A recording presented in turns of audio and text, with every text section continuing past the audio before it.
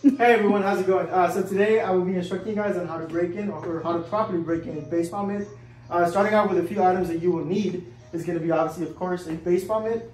It's right here, and then a mallet. Mallet, maybe two, a baseball, some hot water, roughly around about 160 degrees to about 200 degrees.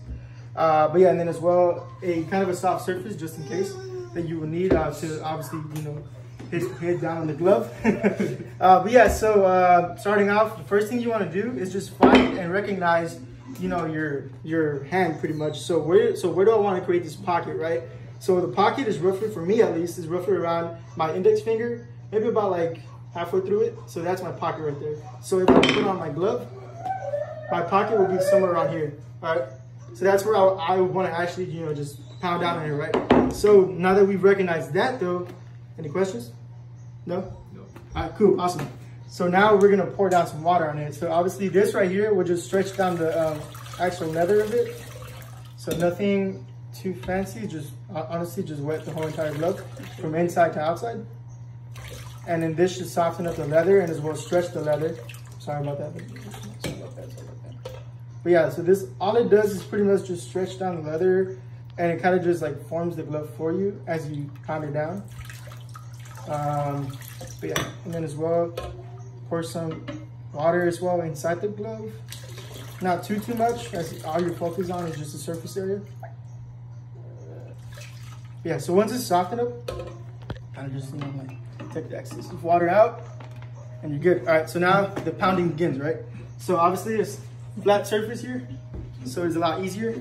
So what you do is on that pocket, just begin pounding there. Be careful, make sure you don't hit your hand. Might break it. Yeah, so and then also what you also want to do is kind of just play with it, right? So just play with it, form it how you like it. For me, I like to flare the thumb and kind of just bend the pinky. But again, it's just personal preference for you guys. You don't have to do it, not mandatory. And then just kind of build that pocket and keep pounding on it. And if you guys want extra knowledge, the person that I get my information off is just also Gloves from Wilson. He's like our glove guru pretty much, although this is Rawlings.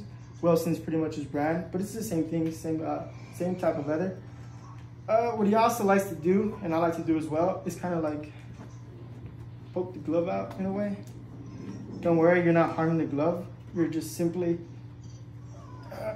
you're stretching out the glove in a way where you can pound the excess area. And this softens it up very well as well.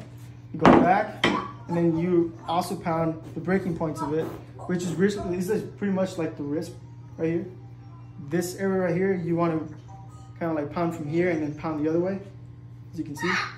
So it also breaks in very well.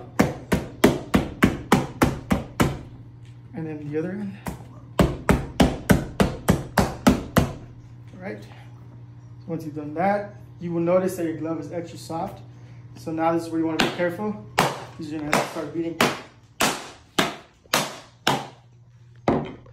And then kind of like a tester of like, how deep is your pocket kind of thing is a baseball, of course, because ultimately that's what you use the glove for, is to catch baseballs. For me, I am a middle infielder, so I typically hardly ever close my glove unless I really, really need to. But either way, if I need it, it's a deep pocket, of course. But yeah, so if you ever feel like the need to, do it probably around like twice a year maybe, don't do it too much because it will do harm to your glove. What I used, right? So it was the hot water method, a baseball glove, of course. Depends on what position you play. For me, it's a middle infielder's glove, so obviously I use this. And then as well, baseball, a mallet, of course. So remember, you want to do this twice, roughly about twice a year. Once you notice that, the glove and, it's shaped to the way you like it, you don't have to do this anymore. What you want to do is obviously condition it.